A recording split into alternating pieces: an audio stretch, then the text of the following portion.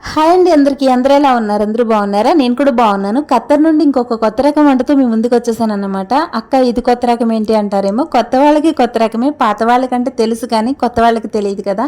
So వాళ్ళ కోసం అని చెప్పేసి ఈ వీడియో అనమాట. దీని పేరు వచ్చేసి తిక్కా అండి. దీన్ని తిక్కా అంటారు. అయితే చికెన్ సదర్ ఉంటుంది కదా, బ్రెస్ట్ మాంసం ఉంటుంది కదా, దాన్ని చిన్న చిన్నగా 4 పలకల కింద అయితే కట్ చేసుకోవాలి. కట్ చేసుకున్న తర్వాత అందులో కొంచెం రుచికి సరిపడా జీలకర్ర పొడి, మిరియాల పొడి, సాల్ట్, అలాగే జేత్తో ఉంటుంది కదా, జేత్తోను, తర్వాత కొంచెం ఒక స్పూన్ నిమ్మకాయ నీళ్ళు వేసి కొద్దిగా పాప్రికా కారం, అదే మంటలేని కారం అండి, కొద్దిగా వెల్లుల్లిపాయ పొడి ఉంటుంది కదా, అది కూడా కొద్దిగా వేసేసి మ్యాగ్నెట్ చేసి ఒక 15 నిమిషాలు పక్కన పెట్టేసుకోవాలండి. ఈ లోపల మనం క్యాప్సికమ్లు ఉంటాయి కదండి, అందులో కలర్స్ ఉంటాయి అన్నమాట, రెడ్ ఎల్లో ఉంటాయి, అవి కూడా తీసుకోండి. ఒక తెల్లుల్లిపాయ ఉంటుంది కదా, తెల్లుల్లిపాయని, బంగాళదుంపల్ని, ఒక టమాటో కూడా తీసుకుని ఇవన్నీ కూడా స్క్వేర్ ముక్కల కింద అయితే కట్ చేసుకోవాలి సన్నగా. అయితే బంగాళదుంపని అయితే సన్నగా కట్ చేసుకోండి, మిగతా అన్ని సన్నగానే ఉంటాయి కదా, కాకపోతే స్క్వేర్గా కట్ చేసుకోవాలి.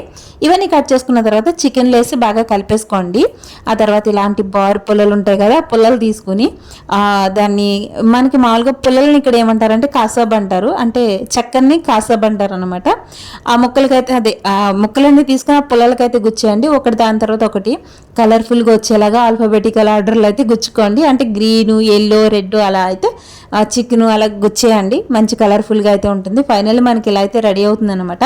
ఇక్కడ ఇవి కాల్చుకోవడానికి తావాలు ఉంటాయి. తవ పైన ఆలివ్ ఆయిల్ కొంచెం వేసిన తర్వాత అది హీట్ అయిన తర్వాత ఇవైతే పేర్ చేసుకోవాలండి. మనం అటు ఇటు కదిపితే ఒక 15 నిమిషాల పాటు ఉంచితే ఇవైతే రెడీ అయిపోతాయి, అంటే మాడిపోకూడదు అనమాట. ఫైనల్లీ 15 నిమిషాలు మనకి ఇవైతే రెడీ అయిపోతాయండి. తీసి సర్వ్ చేసుకోవడమే. ఎలా ఉంది? బాగుందా? నచ్చిందా? నచ్చితే వీడియోకి లైక్ చేయండి.